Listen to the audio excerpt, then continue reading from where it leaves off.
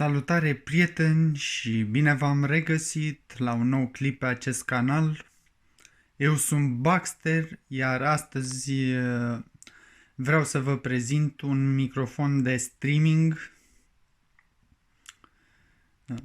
pe care îl puteți folosi cu succes la live-urile voastre dacă doriți să vă apucați de YouTube. Este un microfon pe care eu îl recomand și o să vedeți imediat și de ce. Însă înainte de a începe, v-aș ruga să apăsați clopoțelul, să vă abonați la canal, să dați și voi un like, un share. Asta m-ar ajuta foarte mult. Bineînțeles, dacă vă place ceea ce fac. Acestea fiind spuse, haideți să începem. Aceasta este cutia microfonului pe care vreau să vi-l prezint astăzi. Nu o să vă vorbesc în clipul acesta despre calitatea audio pe care o scoate microfonul, deoarece o să vă las să descoperiți acest aspect singuri, uitându-vă la viitoarele mele live-uri, pentru că de acum înainte intenționez să-l folosesc de fiecare dată atât pe live-uri cât și atunci când înregistrez un nou clip. Astăzi o să fac un scurt unboxing. În cazul în care doriți să vă apucați de YouTube, eu vi-l recomand, deoarece are un raport preț-calitate foarte bun, ținând cont de ustensilele cu care vine la pachet acest microfon. Haideți să începem să desfacem cutia, să vedem ce este înăuntru.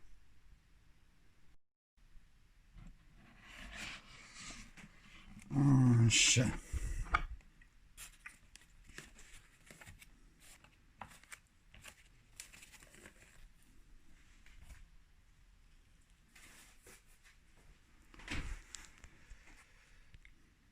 În cutie veți găsi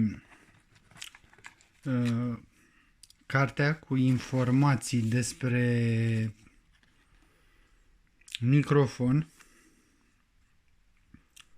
Vă zic de pe acum că este un microfon cardioid, unidirecțional, ceea ce înseamnă că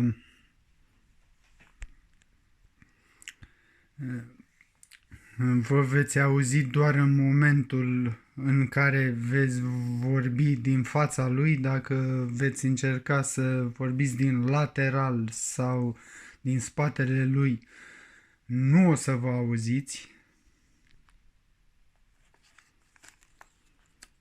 În cutie mai găsim și un sticker.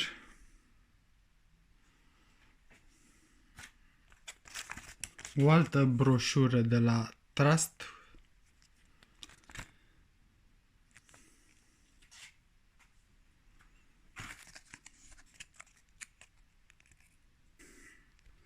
Alături de microfon veți găsi brațul de microfon cu ajutorul căruia veți putea atașa microfonul la birou.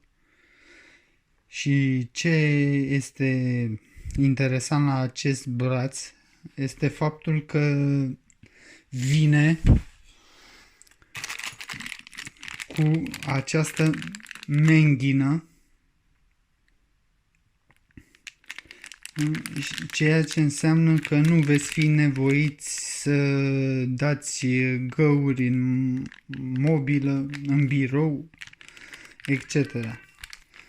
Pur și simplu atașați menghina la brațul microfonului și prindeți brațul pe biroul respectiv.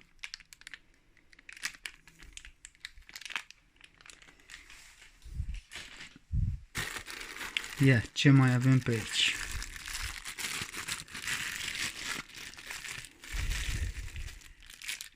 Acesta este suportul de microfon pe care îl vom prinde pe braț.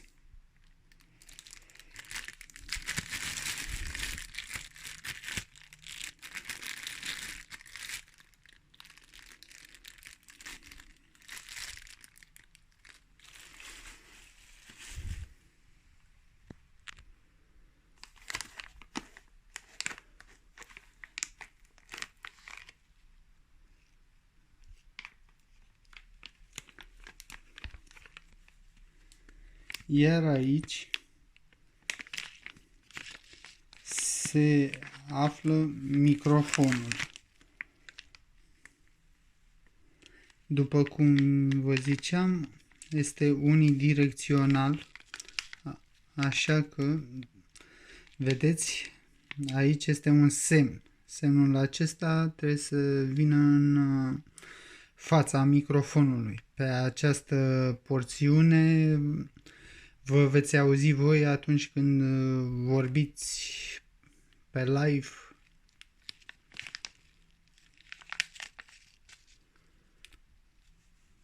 Este un microfon USB, apropo, ca să știți.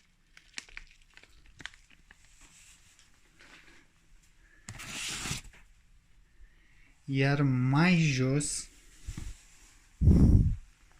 în aceeași cutie, după cum vedeți, se află pop-up filtru.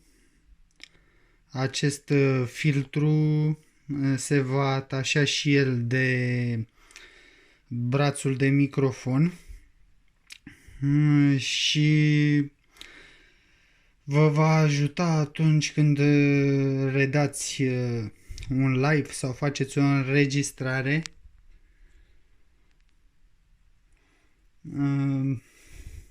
pentru că va absorbi din zgomotul de fundal. Pentru aceea sunt bune filtrele.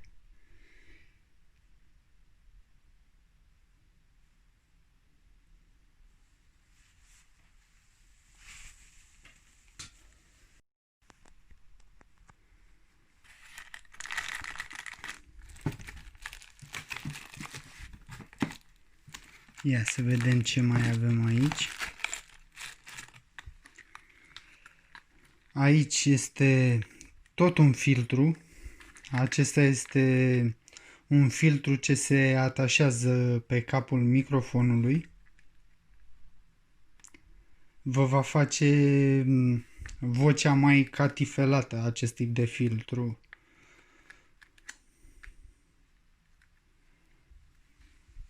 Dacă vreți să-l utilizați, bineînțeles.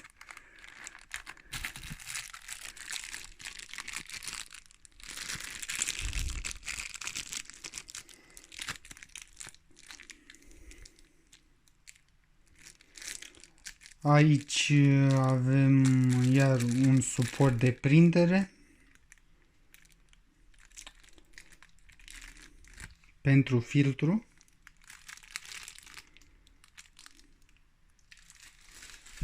Și nu în ultimul rând, în cutie veți găsi cablul USB prin care veți conecta microfonul la PC-ul dumneavoastră, la laptop, la ce aveți voi. Și mai văd ceva aici. Da.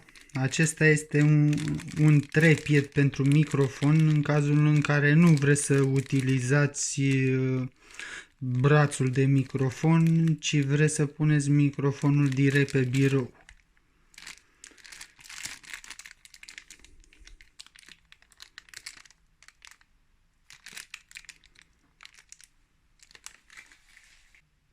cam atât și cu acest unboxing. Sper că v-a plăcut. Aștept comentariile cu părerile voastre. Iar până data viitoare, nu uitați de like, share și abonare. Ne auzim. Ceau!